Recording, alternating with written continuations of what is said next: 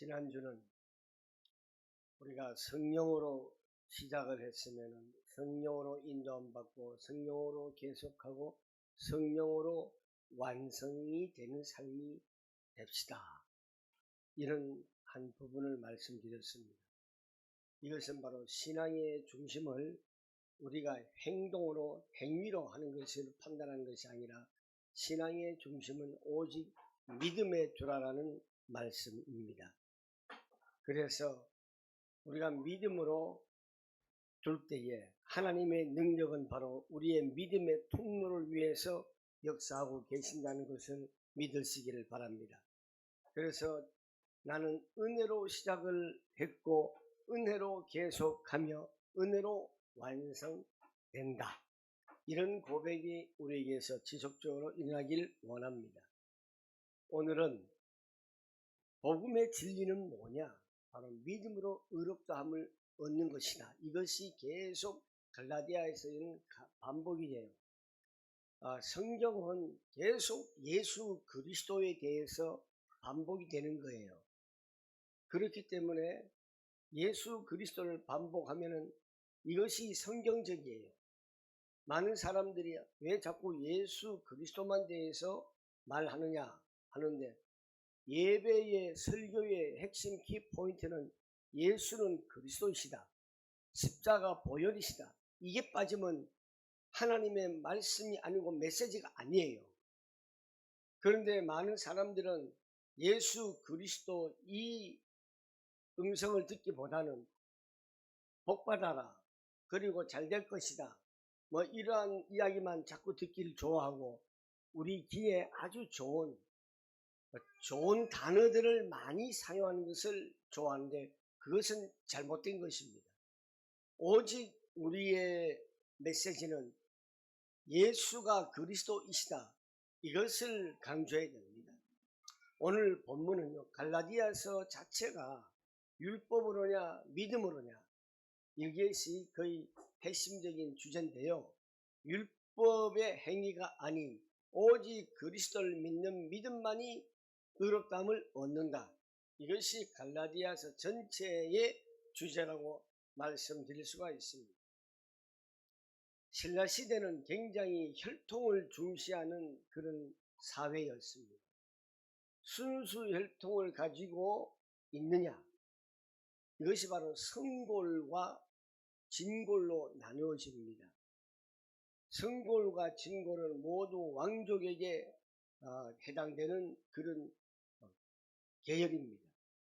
이게 뭐냐 하면은 성골과 진골은 혈통에 있어서 순수하다, 왕위 계승권이 있다, 이렇게 판단하는데요.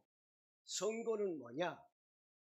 골이 한자로 우리가 뼈가 골이잖아요. 성술은 뼈다, 그것이 성골이고, 진골은 뭐냐? 진짜 뼈다. 이래서 성골과 진골로 나눕니다. 이 성골은 뭐냐 하면 아버지나 어머니나 다 왕족 만 되는, 아버지나 어머니가 내 부모가 양쪽 다 왕족이다, 이것이 성골이에요. 이 성골만이 왕위를 계속 계승할 수 있었어요. 그런데 진골은 뭐냐? 엄마 아빠 중에 한쪽이 왕족이면 된다. 그런데 보니까 왕위 계승권을 가지는데 한계가 있어요. 왕족끼리, 그냥 아버지나 엄마나 이 왕족끼리만, 양가 왕족끼리만 결혼하니까 씨가 번성하지 못하는 거예요. 그래서 어느 순간인가부터 이제 진골로 넘어오게 되는 거예요. 이것을 볼 때에 이 신라시대가 굉장히 혈통주의다라는 것을 알 수가 있어요. 제가 이 말씀을 드리는 이유는 갈라디아 교회도 마찬가지예요. 유대주의자들은 굉장히 성골로만, 그 혈통이 아브라함의 자손이어야만 된다, 이거를 굉장히 율법을 지켜야만 구원을 이룰 수가 있다, 이렇게 강력하게 주장하죠. 그런데 사람들이 그럴듯해요. 거짓 가르침에 흔들리는 혼란에 빠져 있었습니다. 사도 바울은요, 갈라디아 교회 성도들에게 율법의 행위가 아닌 믿음으로 의롭다함을 얻는다 하는 이 복음의 진리를 다시 한번 강조를 합니다. 갈라디아 교인들에게 바울은 어떻게 하나님의 자녀가 되었는지 그 본질을 아브라함을 통해서 확인해 보고 있습니다. 바울은 바로 아브라함이 예를 들어서 믿음으로 의롭다 하심을 얻는 이 복음의 진리만이 진짜다, 이렇게 강력하게 선포를 하고 있습니다. 그럼 첫 번째, 아브라함의 믿음, 6절에 보면은 믿음의 의가 되는 원리를 설명을 하고 있습니다. 6절 말씀 같이 한번 읽어보도록 하겠습니다. 아브라함이 하나님을 믿음에 그것을 그에게 의로 정하셨담과 같으니라. 아브라함은요, 율법이 생기기 이전에 훨씬 그 전의 인물이에요. 율법은 아브라함보다 후에 나타난 거예요. 그러니까 율법은 아브라함보다 후에 나타났다면 할례도 마찬가지로 그 후에 나타난 겁니다. 창세기 15장 6절을 사도 바울이 인용을 하고 있습니다. 아브라함이 의롭다 인정받은 시점은 할례를 받기 이전이었고 율법이 생기기 이전이었습니다. 아브라함은 하나님께서 주신 약속을 오직 행위나 다른 율법이 아니라 오직 믿음으로 받아들였고 그 믿음을 하나님께서 바로 의로 여기신 겁니다. 여러분들이 믿음을 통해서 하나님께서 여러분을 의로 여기시는 축복이 있기를 바라겠습니다. 여기서 굉장히 중요한 것은 행위로서가 아니라 믿음이란 점이에요. 제가 늘 강조합니다. 교회 안에는 누가 믿음이 있느냐, 누가 믿음이 없느냐 함부로 판단을 할 수 없지만은 그 열매를 보면 압니다. 교회에 와서 아무리 열심히 기도 열심히 하고 찬송 열심히 부르고 말씀을 잘 듣고 해도 교회 문 밖에 나가서는 집에 들어가기만 하면은 전혀 거리가 먼 그런 삶을 사람들은 믿음이 조금 전 의심스러워요. 우리가 누구 안에 있느냐가 굉장히 중요합니다. 교회에 와서 예배할 때도 그리스도 안에 있으며 우리가 나가는 중에도 집으로 가는 중에도 그리스도 안에 있어야 하며 그리고 집에 가서도 그리스도 안에 있는 삶을 우리가 살아야 되는 것입니다. 인간의 노력이나 율법의 준수가 아니라 하나님을 신뢰하는 그 믿음이 바로 의의 근거가 됨을 잊지 마시길 바랍니다. 여러분들이 의로운 자가 되어야 됩니다. 하나님께서 여러분을 의롭도라고 여기셔야 합니다. 그것이 바로 믿음이 있는 자입니다. 오늘 오면서 우리는 그렇습니다. 깊은 묵상을 해야 돼요. 깊은 기도를 해야 돼요. 깊은 묵상이라는 것은 하나님의 말씀을 붙들고 내가 깊이 들어가야 합니다. 기도 속에 깊이 말씀으로 들어가야 합니다. 이것이 바로 깊은 묵상입니다. 의로움이라고 하는 것은 행위의 결과가 절대로 아닙니다. 하나님의 약속을 내가 전적으로 믿느냐 안 믿느냐 하는 믿음의 반응이 신뢰라는 것입니다. 믿음의 반응, 내가 하나님을 절대적으로 믿을 때에 그 약속을 내가 정말로 확신할 때에 신뢰하는 그 믿음의 반응이 바로 하나님의 선물이라는 것입니다. 여러분들이 생각하는 하나님의 선물이 무엇입니까? 그저 내가 원하는 것, 이 세상 살아가는 데 필요한 모든 것을 충족하고 채워지는 것이 하나님의 은혜며 하나님의 선물이라고 생각을 하십니까? 아닙니다. 내가 하나님의 말씀을 절대적으로 신뢰할 때에 나의 믿음에 대한 반응이 어떤 것이냐? 굉장히 중요합니다. 믿음의 반응이 있어야 그것이 하나님의 선물이라는 것을 잊지 마시기를 바라겠습니다. 두 번째로 7절 말씀에는 믿음으로 의로움 받는 자들의 정체성을 말해주고 있습니다. 7절 말씀을 읽어보도록 하겠습니다. 그런즉 믿음으로 말미암은 자들은 아브라함의 자손인 줄 알지어다. 당시 유대인들은 혈통적으로 아브라함의 피가 섞여 있어야만이 아브라함의 자손이라고 굳게 믿고 있었고 거짓 교사들이 가르치고 있었습니다. 하지만 바울은 완전히 파격적인 선언을 하고 있습니다. 혈통이 아닙니다. 오직 믿음이라는 유전자를 공유하는 사람이 진짜 아브라함의 가족이라는 것입니다. 우리가 아브라함의 가족이 되고 아브라함의 후손이 된다는 것은 믿음이라고 하는 유전자를 가지고 있어야 돼요. 여러분들의 DNA가 다 있습니다. 영적인 DNA는 예수 그리스도를 믿는 믿음이 있어야 영적인 DNA가 되는 거예요. 바울은 믿음으로 말미암은 자들이 아브라함의 자손이다 라고 선언을 하고 있습니다. 여러분들은 정말 믿음으로 말미암은 아브라함의 자손들이 되기를 축복합니다. 혈통적인 유대인만이 아브라함의 후손이 절대 아닙니다. 믿음으로 하나님께 나아가는 모든 자가 참된 아브라함의 자손입니다. 이는 교회의 정체성을 또 보여주고 있습니다. 우리 교회는 예수 그리스도를 믿는 믿음만이 유지하는 정체성을 가진 교회가 되길 원합니다. 교회는 민족이나 혈통을 초월해야 합니다. 믿음으로 하나 된 공동체가 되어야 합니다.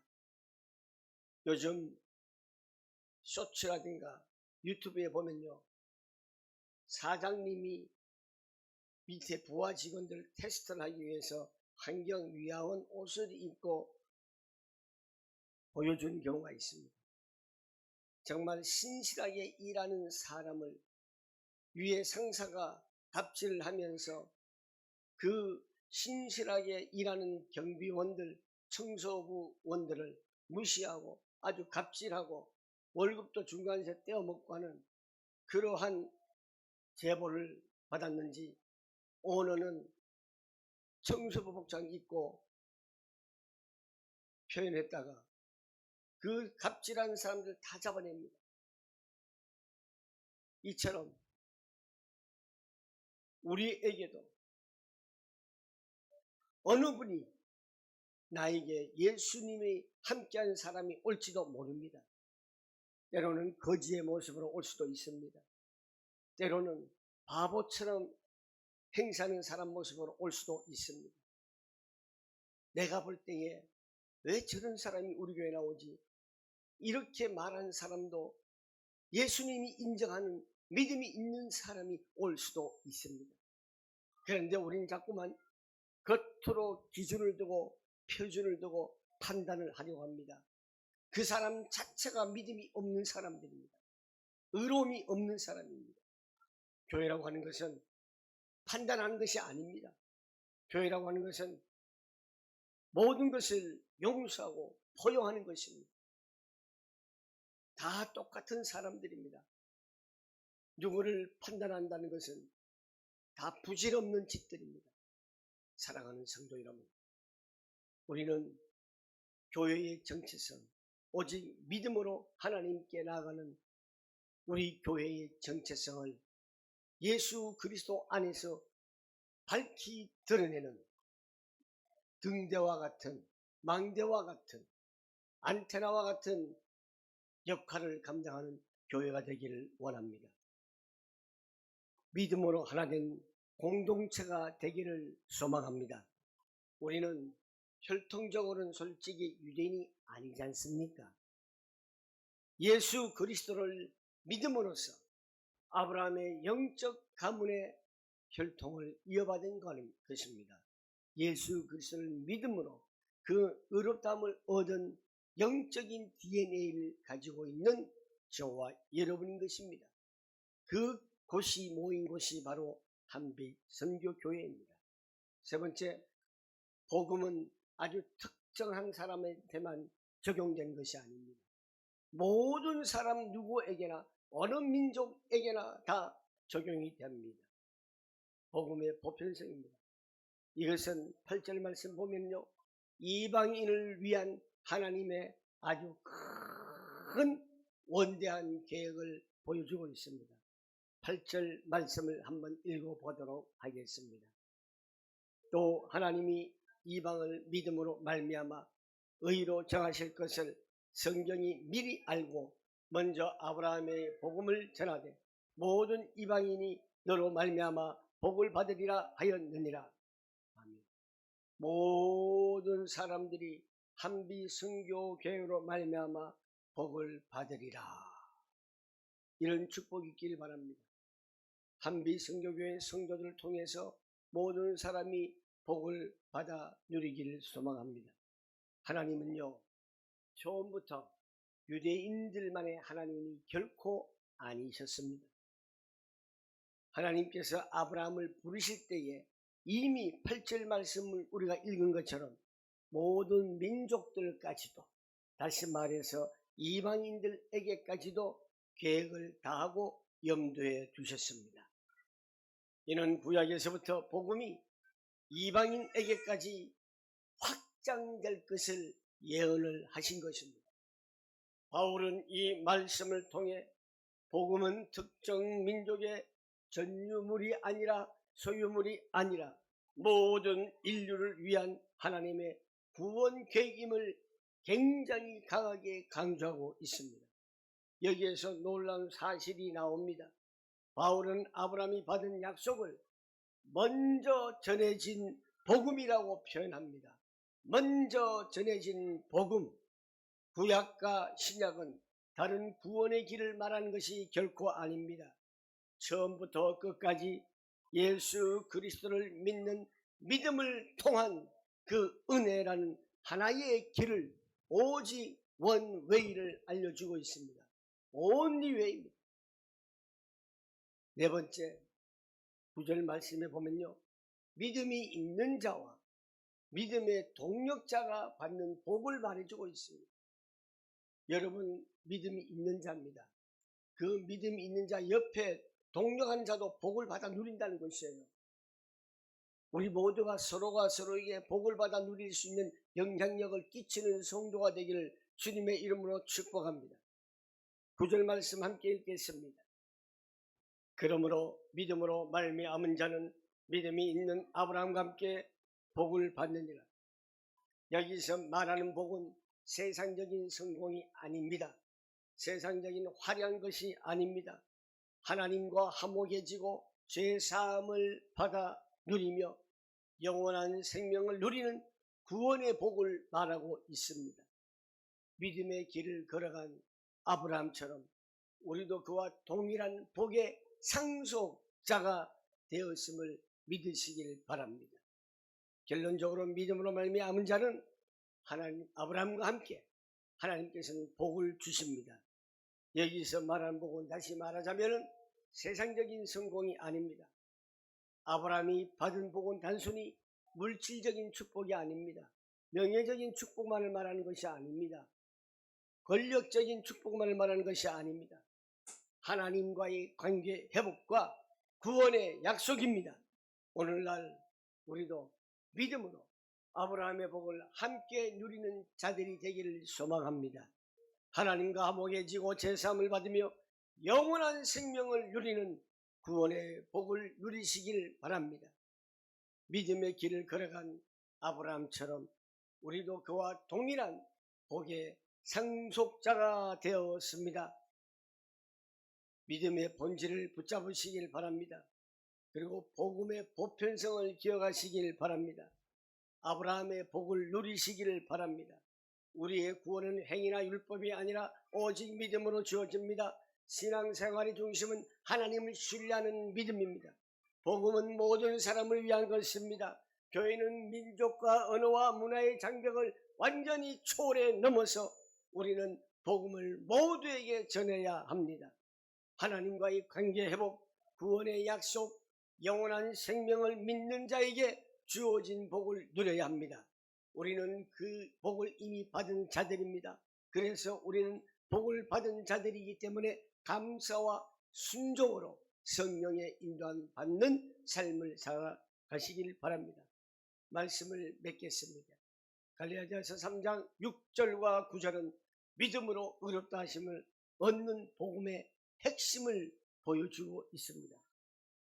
아브라함이 믿음으로 의롭다 하심을 얻은 것처럼 우리도 믿음으로 구원에 이릅니다. 그리고 그 믿음은 모든 민족과 사람들에게 동일하게 주어진 하나님의 은혜라는 사실을 잊지 맙시다. 그러므로 우리는 믿음으로 살아가며 아브라함과 함께 복을 누리는 자들임을 확신하면서 제발 살아가시길 바랍니다. 여러분 어떤 길을 걷고 있습니까? 믿음의 길을 걷고 계십니까?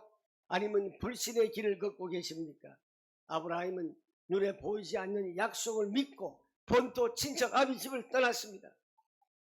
우리 역시 내 행위나 내 공로를 의지하는 삶에서 떠나서 오직 예수 그리스도의 공로만을 의지하는 믿음의 결단이 필요합니다. 여러분은 율법이라는 무거운 짐 아래에 있습니까? 아니면 아브라함처럼 믿음 안에서 자유와 행복을 누리고 있습니까? 여러분 어디에 속하고 있습니까? 제가 서두에 말씀드렸처럼 우린 믿음으로 시작하여 믿음으로 계속되고 믿음으로 완성되고 예수 안에서 시작하여 예수 안에서 계속되고 예수 안에서 완성되는 우리의 삶이 되기를 다시 한번 축복합니다. 기도하겠습니다. 참된 자유와 참된 복을 우리에게 주신 하나님 감사합니다. 혈통으로 유대인의 혈통이 아니지만은 우리는 아브라함의 자손이 된 것은 믿음으로 영적으로 혈통이 되어진 것을 감사드립니다. 우리를 구원해 주신 하나님, 구원의 축복을 누리면서 신뢰하며 살아가는 우리 성도들 다 되게 하여 주시옵소서. 거룩하신 예수님의 이름으로 기도하옵나이다. 아멘.